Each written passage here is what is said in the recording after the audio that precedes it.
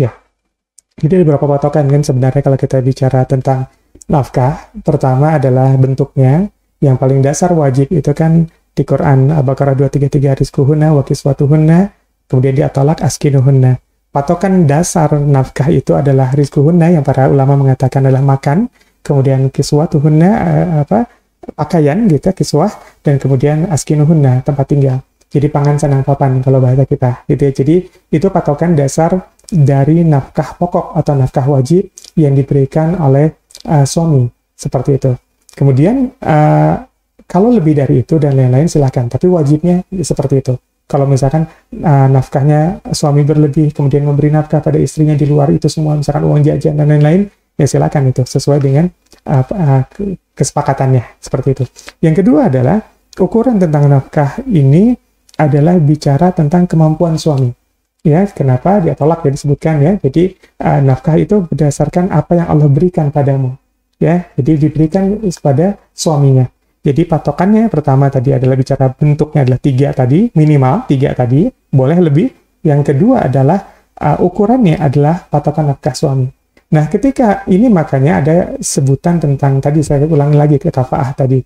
Seorang istri haruslah juga menimbang betapa besar penghasilan suaminya. Ya, jangan sampai zakat mallnya lebih gede dari penghasilan suami. Zakat mall ya, bukan zakat mal ya. Jadi suami istri itu kalau ke mall tuh habisnya banyak gitu ya. Ini lebih gede dari penghasilan suami sebelum nikah gitu ya. Nah ini harus paham nih, wah suami saya penghasilannya 3 juta, saya aja dikasih orang tua saya 5 juta. Dia harus ngukur nih. Karena apa? Nanti harus beradaptasi dengan nilai yang dipunya suami. Karena Allah meminta suami itu memberikan sesuai yang apa Allah berikan pada suami. Jadi kalau suami ngasihnya segitu, dikasih Allahnya penghasilan segitu, ya yang diberikan memang segitu, gitu ya. Walaupun ada perbedaan pendapat, ya ada yang mengatakan patokannya adalah mengikuti pendapatan suami, ya. Tapi juga ada ulama mengatakan kalau seandainya istrinya dari golongan yang tinggi, kemudian suaminya itu dari golongan yang biasa, maka suami harus mengikhtiarkan rizkinya itu pas dinafkahi itu mencapai titik tengahnya. Ya misalkan aja ya, suaminya penghasilan 5 juta, istrinya itu dari golongan yang 10 juta. Maka kebutuhan per bulannya mencari titik tengahnya di antara 7,5. Ini suami harus mengikhtiarkan naik ke situ tuh. Gitu ya, harus mengikhtiarkan naik ke situ. Ada yang berpendapat seperti itu juga. Tapi mayoritas berpendapat mengikuti suami. Jadi yang 10 juta haruslah beradaptasi dengan angka 5 juta ini. Ini kita harus pahami ini. Gitu ya. Terus yang ketiga, patokan lainnya juga bisa digunakan dengan apa yang patokan salah satu patokan keadilannya atau patokan ukurannya itu bisa dengan tadi wa asyiruhunna bil ma'ruf tadi.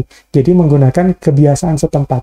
Maka suami itu kurang atau enggak, lebih atau enggak, ini penting apa enggak, bisa mengukur tentang kebiasaan tempat dia tinggal tadi. Misalkan tentang asisten rumah tangga atau tidurnya di mana. Nah, itu bisa jadi patokan-patokannya ya. Jadi patokan wah itu yang harus dikejar suami, itu yang bisa jadi dituntut oleh istri. Seperti itu.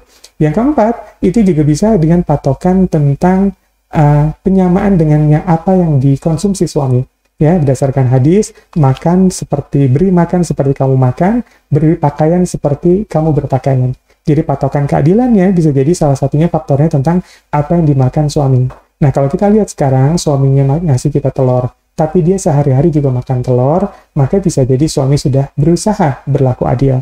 Ya, menjadi tidak adil kalau anak istrinya tiap hari makan telur, dia tiap hari makan daging, ya, itu bisa jadi patokannya akan jadi seperti itu, ya. Atau bisa jadi ternyata adil banget. Kenapa? Suaminya tiap hari kerupuk, anaknya daging, istrinya daging, misalkan seperti itu, ini Masya Allah, suami seperti itu, ya.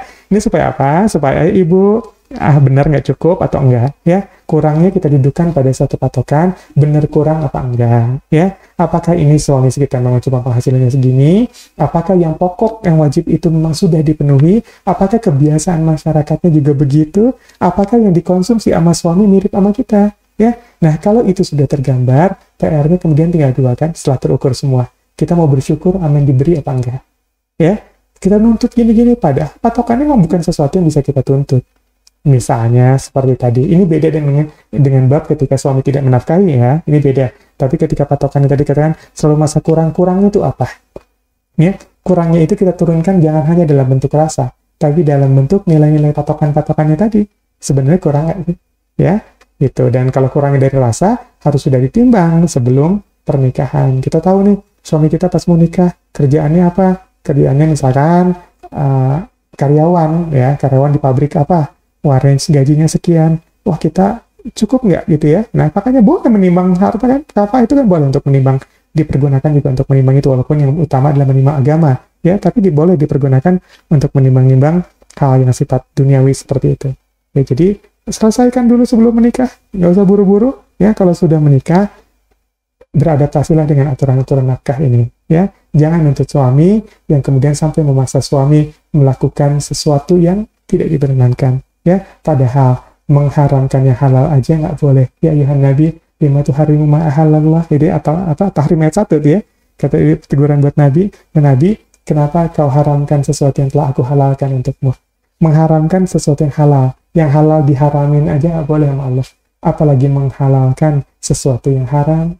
Ya, jadi akhirnya suami harus nyuri, suami harus nipu, suami harus korupsi. Jadi kan mengharamkan yang halal. Ya, mengharamkan yang halal, menghalalkan yang haram maksudnya itu, menghalalkan yang haram, mengharamkan yang halal aja nggak boleh, apalagi menghalalkan yang haram.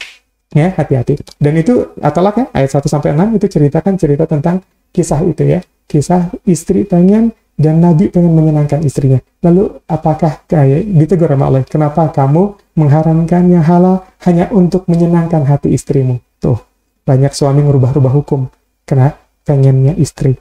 Oh, tegurannya tegas tuh sampai mau diceraikan waktu itu Aisyah ya. Ya, ini panjang tuh.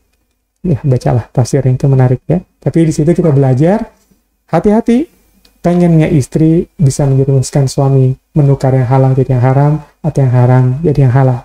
Begitu. Jawabannya semoga terjawab ya Bapak. Coba Allah terima. Oh, yang nanya bapak-bapak ya? Oh, nanya bapak-bapak tadi ya? Oh, kirain saya ibu, maaf berarti. Ya, tinggal diubah cara pandangnya ya. Pertanyaan Pak yang Raisen dari Ibu Mawadah